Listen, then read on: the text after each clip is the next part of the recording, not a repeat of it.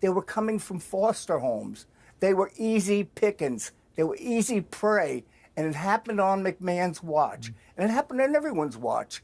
And you, Vince Russo, who used to be anti-McMahon, then you started kissing his ass because he got paid. Phil, and you're like everybody else. You're not going to sit there and lie without me talking over you. You're Who's a liar. Dr. Mauro Di Pasquale? I was never pro-McMahon ever. I reported the truth and the facts. You did not go to the steroid symposium because you write character didn't want to hear his side of it. About all the pedophiles that were being indulged, transported, and all the kids that would show up from city to city. They had no parental restraints. Did you go, Phil? Did you ever? No, you're not letting. Did you go? What, you had a lunch date, bro? Here, Why didn't you go, Phil? Who's Dr. Mauro Di Pasquale? Who's Dr. Mauro Di Pasquale? That was the person he had present at the steroid symposium. Yeah, go ahead, Phil. And what was his specialty? What was his specialty? I guess he was a con man, Phil. I guess he was an actor. He was an actor, Phil. He was from Canada. His specialty was how to teach athletes to beat steroid tests. So then why didn't you go to the symposium and say that? Why didn't you go to the symposium and say that? Because I was way ahead of you. Okay, let me bring in. Okay, hang on, please. Hang on. Let me bring in Maven, who wants to say something, I think. Yeah, that was a good run-in, Piers. And in fact, I did know Mr. Mushnick was going to be on here. The only question I would have for him, and I'm not going to impugn, his life work. The only question I would have for him is, have you ever met Vince? Have you ever sat down with him? Have you ever traveled with him on the road? We've spoken on the phone. I'll never say everything Vince has done has landed, and I'll never say he didn't have bad ideas. He certainly did, and some of the things he did was just plain out evil. But to say he's sadistic, I mean, why was any of it though? Why was any of it plain out evil? I've heard not. Why was it plain? If he was plain out evil on occasion, why are you telling me that? Oh, I got him all wrong. Because here's what I do know. Phil, everything he's talking about, Maven, and I'll jump in real quick. Everything you're talking about, Phil, happened before four of us were there and 30 years ago. And that what we're trying to give an equal, and we're admitting, all of us are admitting that everything he did was not good. But you haven't brought up one thing that happened after 1999. After 1999. Okay, but here's an interesting point. I wasn't covering. Let me ask you, Phil.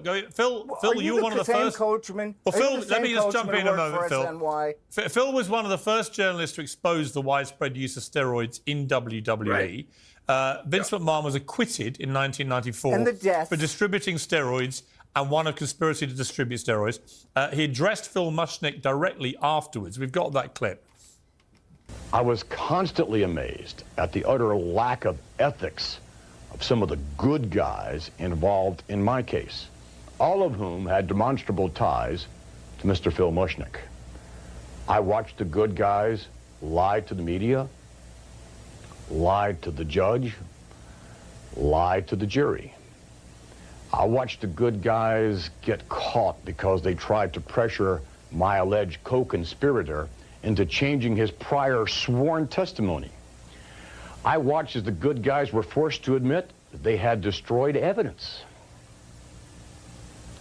And I saw the ultimate impact of the truth when the jury... You don't need to keep living your life in pain. Pain management offers a wide range of... The jury acquitted me and the World Wrestling Federation without us even having to put on a defense or call even one witness.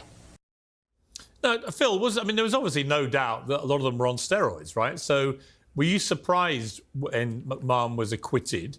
Why do you think that happened? And do you give him any credit for what he did afterwards in cleaning it up? I firmly, Piers, I believe that he was prosecuted in the wrong jurisdiction. Had he been prosecuted in Stamford, Connecticut, where all the drugs from Dr. Zahorian were delivered to McMahon, who admitted to using steroids, but he said he did them legally. Now, if he did them legally, go down to the corner pharmacist and get your steroids. Don't get them from a guy who's doing 4 years in prison, in a federal prison. That's exactly what I did. So Mr. Mushnick, that's exactly what I did. I have openly on my channel admitted steroid use during my time in the WWE, and no one from the WWE made me do it. I did it all on my own, and I did exactly what you said. I got a doctor's note, I got blood work done, and I did it as safely as I possibly could, knowing full well what the ramifications later in life might be. Under what premise? What was your premise? What was the premise for getting under the premise that I wanted to, under the premise that I was in the big boys, the league with the big boys, and I needed to look the part. It was completely 100% my decision. And there was a presumption. Vince or no one told me to. I know, but there was was there not the presumption within the industry that if you wanted to get anywhere, you had to be. This new series has come out about him. Well, I think it's fairly accurate, Piers, and thank you very much for having me on the show. It's great to see all the other guys and ladies that I worked with. I think it's accurate, but I think also that when you're talking to people like us who've been inside, and I spent a total of 13 years in the WWE, and also my character on camera was Vince's assistant. And I think that though the term softball came to mind, I know Vince was very upset that it was a hit piece. I didn't find that at all. I think it was fairly accurate when you talk about the time we spent on the road, the things he made us do. And I think the overriding sentiment, Piers, that came out of that was the fact that none of us, at least not with me, did I ever feel like I could say no. And I only said no one time in my entire 13 years with Vince.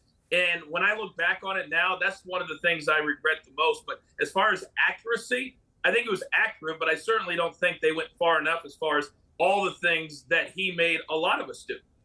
Okay, so what is the real Vince McMahon like? For those who don't know him, you know, in the documentary, you can see a hardworking, very committed, passionate, very successful business brain at work. You can also see a ruthless, egotistical, depraved monster who'll pretty much screw anyone, including his own family, to get what he wants. So from your perspective, Jonathan, where's the truth? I think there's a little bit of both. I saw Vince McMahon that I would deal with it when we're shooting skits, when we're shooting a lot of things, that he was a very nice man, and he would do things very quietly to take care of a lot of guys that were getting older that couldn't make a living on their own. And you can't walk into a bank after you've been a WWE superstar and ask for a job. The other part of Vince, though, is he doesn't care. He doesn't care about you. He didn't care about your family. He didn't care about there was one time, Piers, that I was home on Christmas Eve, and I got a call to fly back to Connecticut from Kansas because Vince wanted to shoot a skit to be in the show on Monday so then he could spend time with his family. And though you talk about the regrets, that's the Vince that I think I remember the most, is as long as it was good for him and good for the company, he didn't care about the fact that if we were with our parents or with our kids or with our families. And I think you'll get that sentiment across the board. So I think it's somewhere in the middle. But certainly, as I look back, a guy that I used to respect and was incredibly loyal for, I would never be that guy today for him. No chance. Interesting. Vince, I mean, you were one of the writers, obviously. You helped blur that line between fact and fiction. My sons were very into WWE for a few years, and I took them to a few of the events, and it was incredible entertainment. But I did have to explain to them that, you know, you realise this is not real. But then to a degree it was real, and that people were being thrown around. They were entertaining. It was highly choreographed. They were all well-trained, and everyone was earning good money. What seems to have unravelled since is that behind the sort of family entertainment vibe that it was generating was a lot of stuff that was certainly not conducive with family entertainment. What's your perspective on it?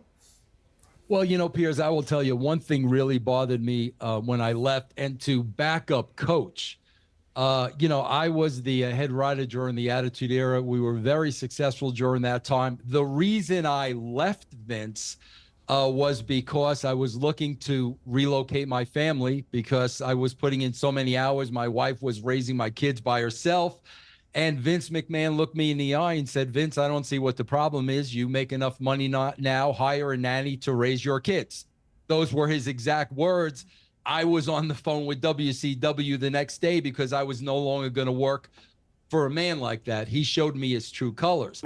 One of the things, Charlie, that's come out of all this, of course, is the link between Donald Trump, the former president, the guy who might be president again in the next 3 weeks. I want to show a clip between Trump and McMahon, because Trump was a regular attendee at WWE. So take a look.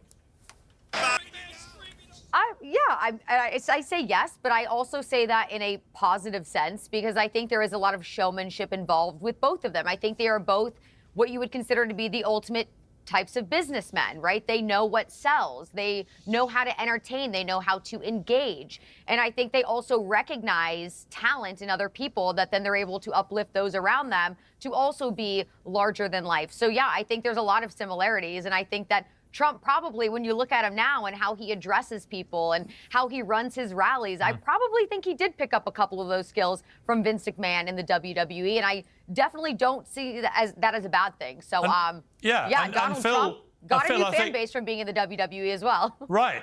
Phil, I think you actually tried to warn Trump off McMahon, didn't you? These things page one. Millions of kids worship these guys, and they're dropping dead. Where's the news?